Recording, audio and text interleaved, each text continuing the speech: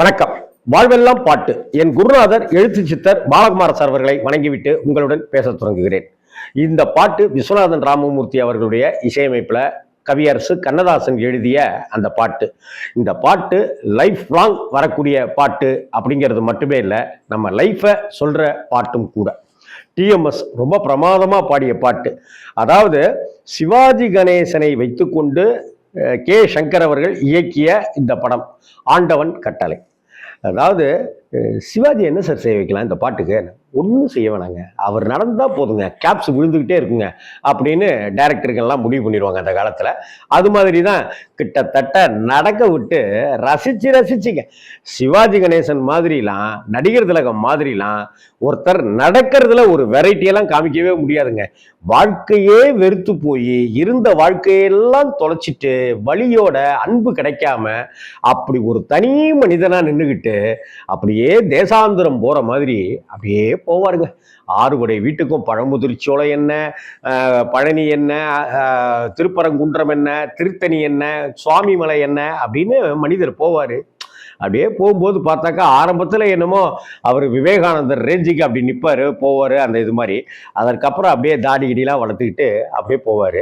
அந்த ஃபஸ்ட்டு அவர் சாதாரண நம்மளை போல காஸ்டியூமோட இருக்கும்போது இருக்கிற சிவாஜி பாட்டு ஆரம்பிக்கும். அந்த பாட்டுக்கு அடுத்தாப்புல அப்படி விவேகானந்தர் மாதிரி இருக்கும்போது இருக்கிற ஒரு சிந்தனைகள். அதற்கு பிறகு கிட்டத்தட்ட காஞ்சி மகாபிரியவா மாதிரி இருந்துகிட்டு நடந்து வர விஷயம்.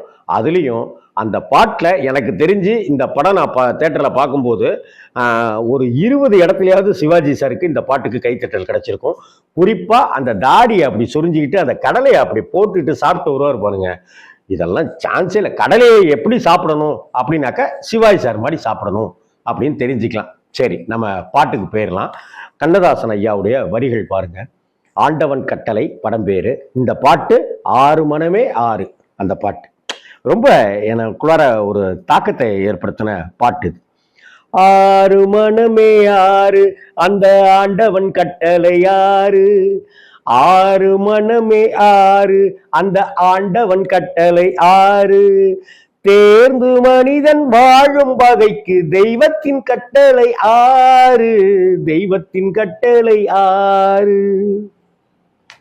அதுக்கப்புறம் சொல்றாரு, இதுதான் வாழ்க்கை. எல்லாருக்குமே, உங்களுக்கு எனக்கு அவங்களுக்கு எல்லாருக்குமான வாழ்க்கை தான். ஒன்றே சொல்வார் ஒன்றே செய்வார் உள்ளத்தில் உள்ளது அமைதி.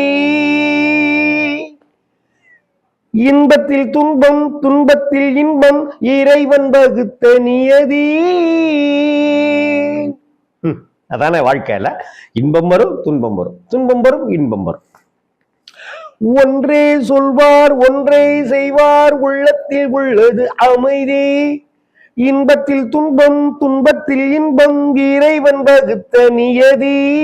சொல்லுக்கு செய்கை பொன்னாகும் வரும் இன்பத்தில் துன்பம் பட்டாகும். சொல்லுக்கு செய்கை பொன்னாகும் வரும் இன்பத்தில் துன்பம் பட்டாகும். இந்த 2 கட்டளை அறிந்த மனதில் எல்லா நன்மையும் உண்டாகும், எல்லா நன்மையும் உண்டாகும். 6 மனமே 6 அந்த ஆண்டவன் கட்டளை 6. தேர்ந்து மனிதன் வாழும் வகைக்கு தெய்வத்தின் கட்டளை 6. தெய்வத்தின் கட்டளை 6. அப்படியே ஒவ்வொரு முருகஸ்தலமா இருக்கும்.